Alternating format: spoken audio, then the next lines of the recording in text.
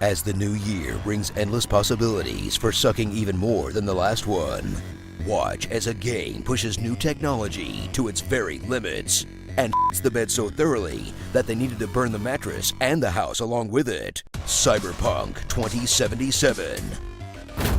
Experience the most anticipated game since Cup and Ball 2, as CD Projekt Red cashes in on the goodwill they earned with The Witcher 3, to firing up an insane 8-year-long hype machine of trailers, marketing, and celebrity cameos.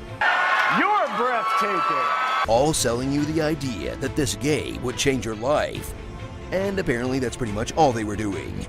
Because what actually came out was a half-baked Deus Ex GTA mashup that still delivered the realism of living in a dystopia. Not cool, not fun, and everything's broken. Discover one of the most cursed launches in gaming history as Cyberpunk comes out in a Y2K-style disaster despite repeated delays. With more bugs in every nook and cranny than a sequel to SimAnt. From the open world, to the UI, to the goddamn character creation screen. To the point where you can't take the story seriously because every cutscene showcases a brand new horrifying glitch. And that's assuming you have a system powerful enough to run it. As last-gen console owners are punished for being poor, with a game that runs like Red Dead 2 in an Engage, in a release so catastrophic that if it were an animal, it would be more humane to shoot it just to put it out of its misery, which basically happened. Okay, wow, you know it's bad when you're pulled from the same stores that still sell WWE 2K20.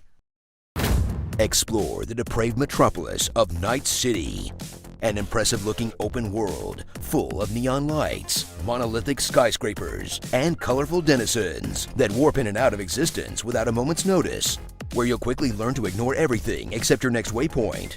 Plus, there's nothing to interact with other than shops.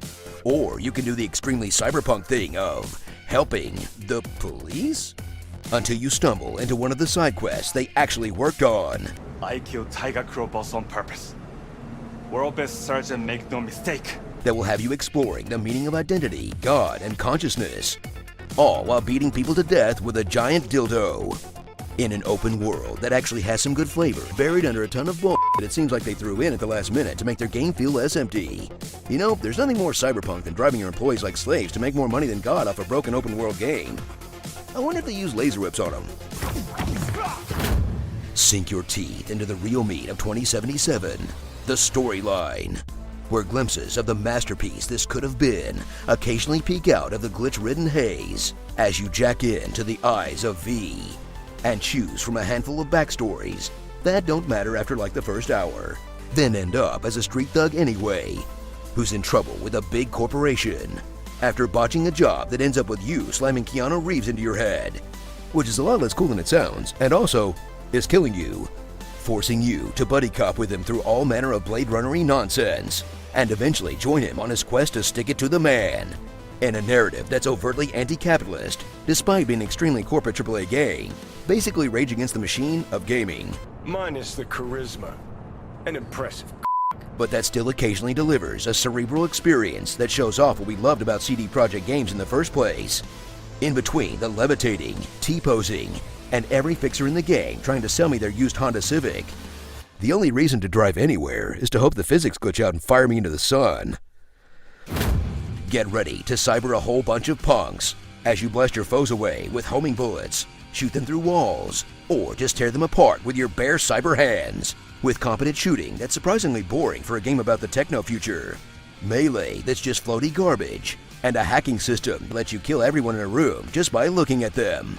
In combat that's insanely easy as long as you never wander away from where the game thinks you should be. But that's satisfying enough when you've got the techno pumping and you've got deviants to shoot. That poor soul got assigned to review Cyberpunk on PS4. What a shame.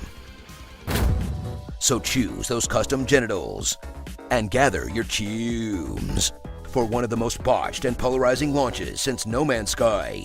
That, much like No Man's Sky, might turn out to be a really good game if you give them several years to unf it.